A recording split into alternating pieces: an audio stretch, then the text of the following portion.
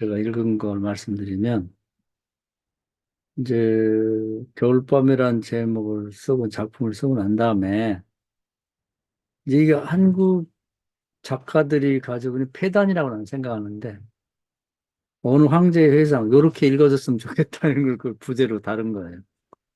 그렇게 하지 말고, 그냥 작품에 녹여가지고, 읽다 보면 좀 이렇게 독자를 믿고, 거기서 의미를 찾을 수 있으면 좋은데, 이제 이런 식으로 읽어달라. 이제 이런 거거든요. 그 전에 우리 톨스토이 작품 중에 그런 게 있었죠. 그리고 뭐, 어떤 작품들을 보면 꼭 주제가 될 만한 걸 뭘, 거기다 높아심에서 삽입해 놓는데, 이제 그런 뜻이 있어서 좀, 그게 아쉽다.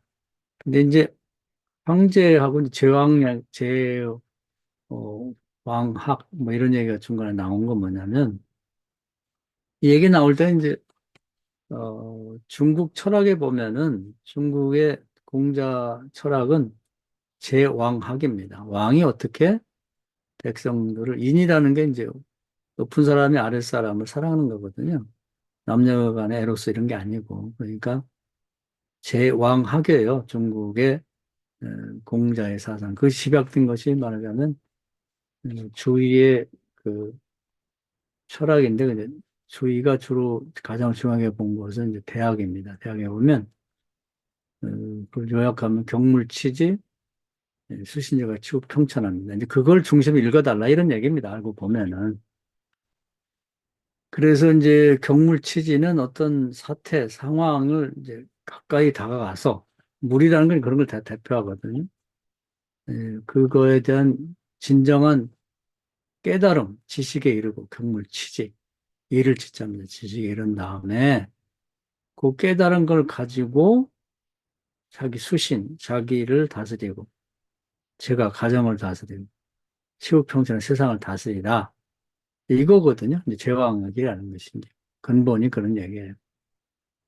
그러니까 이 노정필이라는 인물이 이제 주인공으로 등장하고 화자가 이제 그 사람에 대한 얘기를 쭉 하는데, 노정필은 경물치지를 하려고 노력한 사람이에요. 그래서 만석군의 아들로 태어나서 부자의 삶, 자본주의가 갖고 있는 폐단도 경험했고, 일본 유학도 갔다 왔고, 그리고 공산주의를 경험하면서 모든 사람이 가난하지만 다 같이 그 빈부의 차이가 없이 사는 삶을 또 경험하게 되죠.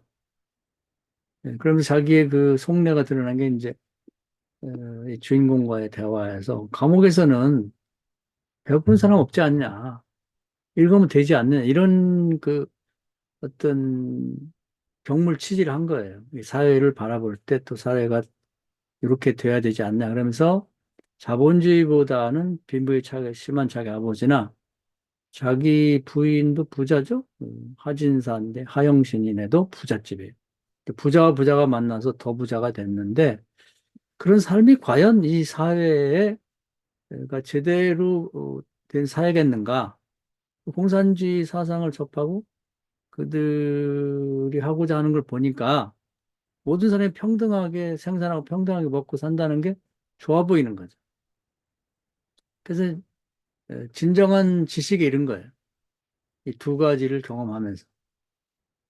그래서 자기는 이 사상을, 이게 옳다고 생각하는 것을 선택하고, 그 왕이 이제, 황제가 어떤 천명을 깨닫고 이제 그걸 자기 자신부터 실천하고, 그걸 가지고 가족들을 이제, 그걸 가지고 이제 그런 사상으로 에, 만드는 거죠. 그래 아버지가 부자지만 공산주의가, 공산당으로 왔을 때 다 뺏겼죠. 그걸 당연하게 여기고, 자기 처갓집도 다 뺏겼죠. 그걸 당연하게 여기고 이제 됐다. 가난한 사람들에게 다 나눠줘야지. 이렇게 해서 다 나눠주게 된 걸 다행으로 생각한 거죠. 쉽지 않지만 그걸 그렇게 수신, 자기를 자기가 선택한 통치 철학에서 닫고, 그다음에 가정도 그렇게 만들고, 그다음에 인민위원장이 돼서 그 동네에도 그 지역도 다 그런 세상을 만들고자 한 거죠. 경물 치진 다음에 수신제가 최고 평창하나요. 근데 그 뜻을 이루지는 못해서 결국 황제가 이제 잡혀가 적들에게 잡혀서 이제 자본주의가 적이 되겠죠. 예, 성에 갇혔죠. 성에 있는 감옥에 갇힌 거죠. 그렇지만 그 속에서도 변함없는 신념을 갖고 그걸 이제 자기 자신을 유지하는 거죠. 수신이 되는 거죠. 수신.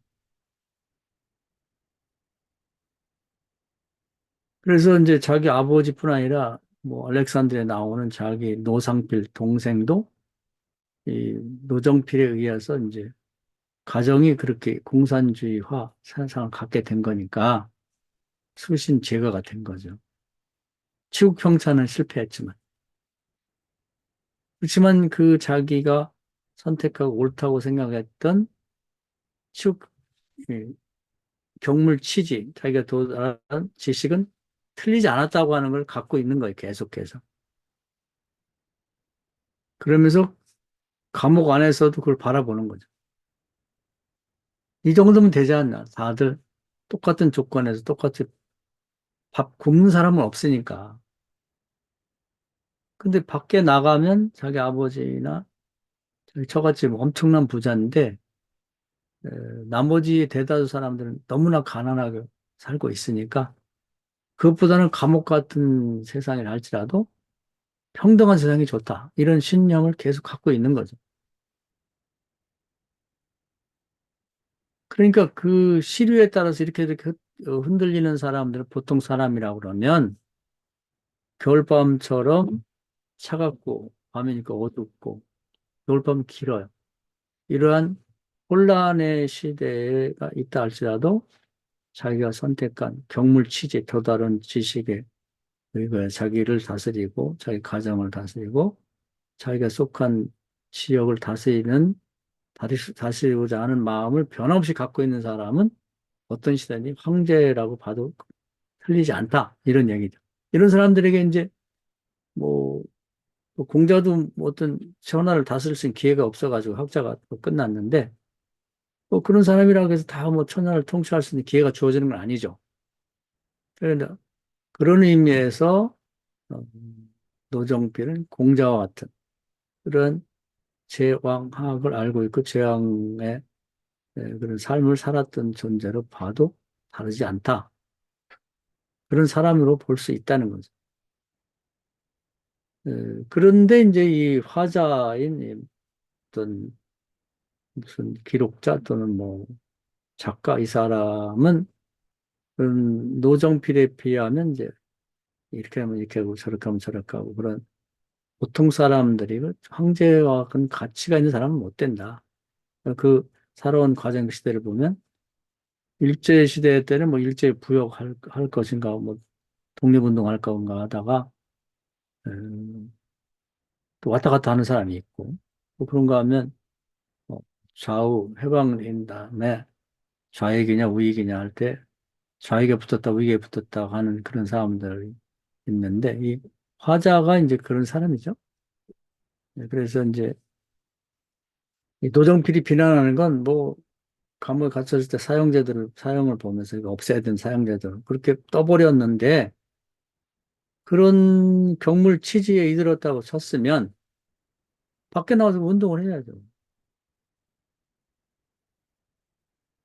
수신 제가 시급평가나 자기도 그런 가치에 따라서 살고 가족도 그런 일에 동참하게 만들고 그리고 세상도 사형이 없는 세상을 만들기 위해서 뭔가 운동을 하고 활약을 해야 되는데 노동필은 그렇게 했단 말이에요. 그런데 이 사람은 아무것도 안 하고 입만 살아있다.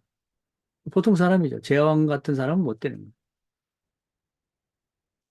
그럼 자기 반성을 하게 되는 거죠.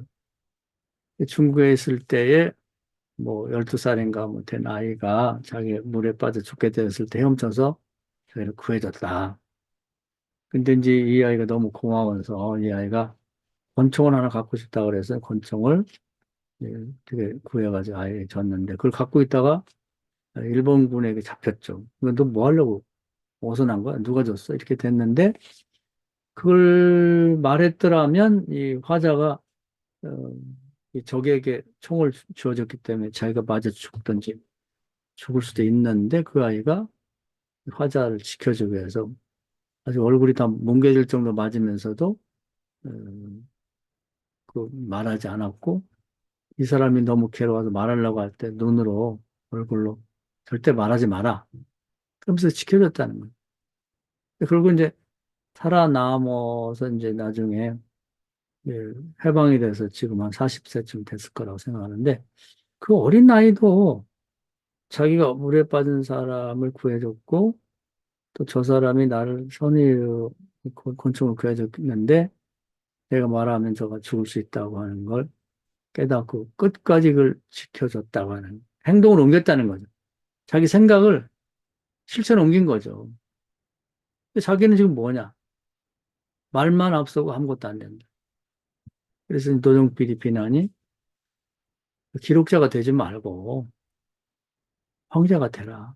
너의 신념과 그걸 깨달은 신념을 가지고 수신제가 평천하는 일에 너 자신을 바쳐라. 상황의 변화와 관계없이 감옥에 있던 세상에 나왔다. 그런 얘기를 하는 거죠. 그래서 이 책은 뭐 다양한 뭐 에피소드가 들어있지만 결국은 그 얘기를 하고 싶은데 자기가 다 써놓고 보니까 사람들이 그렇게 안 읽어줄 것 같아. 난 부제는 맨 마지막에 거기서 붙인 게 아닌가 해서 아쉬워요. 문학적으로 충분히 형상화시켰으면 좋은 주제인데, 그 좋은 얘기를 우리에게 해주고 있는데, 그것이 붙어 있는 게 좀 아쉽고, 이 책은 그렇게 읽어달라고 하는데, 그렇게 읽으면 이렇게 읽을 수가 있겠습니다. 그래서 우리는 진리에 도달하기 위해 치열한 뭐 노력을 기울이겠죠. 경물, 취직, 참 진리에 이르고. 그런 다음에는 그거에 따라서 우리 자신을 어, 이제 수신해야 되죠. 가정을 그렇게 만들어야죠. 세상을 그렇게 만들도록 해야 된다. 좋든 뭐 싫든 어떤 환경이 바뀌든 그렇게 해야 된다는 거죠. 그 점이 중요한 거고 그렇게 할 수 있으면 어느 시대 어두운 밤과 같고 긴 추운 겨울 같은 시대라 할지라도 그 사람은 황제와 다름없는 사람이라고 볼 수가 있겠다. 그런 얘기죠. 그래서 우리는 황제가 특별한 사람이 아니라 경물 취지하고 수신제가 쭉 평천할 수 있는 사람이 황제다. 그래서 이제 이, 이 화자로 나온 사람도 세상에 뭐 다양한 사람을 경험했죠. 감옥에서 경험하고. 근데 다들 그걸 견디지 못하고 죽어요. 바뀌고, 변하고. 자기도 그렇고. 근데 자기가 만난 사람들 중에 노정필이야말로 어, 어떤 시대라 할지라도 본받을 만한 경물치지 수신제가 지구평천한 황제 같은 사람이었다. 이것을 말하고 있는 것 같고 우리 독자들 우리들에게도 지금 감옥에 있냐 세상에 있냐 세상을 평정할 만한 황제의 지위에 올랐냐 아니면 패배해갖고 감옥에 갇혀 있냐 관계없이 경물치지 수신제가에서 황제 같은 삶을 살자 뭐 이런 얘기를 하고 있는 것 같아요.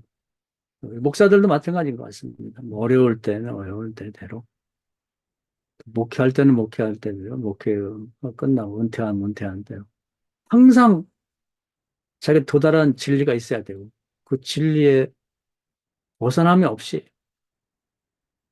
자기 자신을 그 진리에 다스림 받고 다스리고 가족도 다스리고 자기가 하는 목회 현장도 그렇게 만들고 세상도 그렇게 만들도록 그런 역할을 해야겠다 하는 것을 말해주고 있는 것 같습니다. 여기까지 말씀드릴게요. 박수.